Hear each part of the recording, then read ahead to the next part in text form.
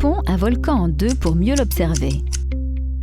Sous le volcan repose ce qu'on appelle la chambre magmatique, une grande poche qui contient des roches en fusion appelées magma. L'éruption volcanique est souvent annoncée par un imposant panache de cendres et de vapeur. Au moment de l'éruption, le magma remonte dans la cheminée qui se termine par une cuvette, le cratère. Quand le magma arrive à la surface de la Terre, on lui donne le nom de lave. Cette lave va s'écouler plus ou moins vite le long des parois selon qu'elle est fluide ou épaisse.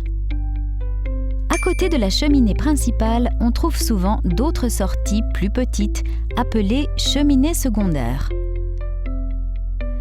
La plupart des volcans en activité se situent aux frontières des plaques qui forment la surface de la Terre.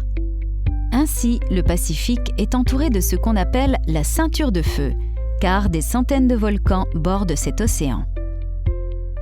On part du Chili, on remonte le long de l'Amérique du Sud, l'Amérique centrale, les États-Unis.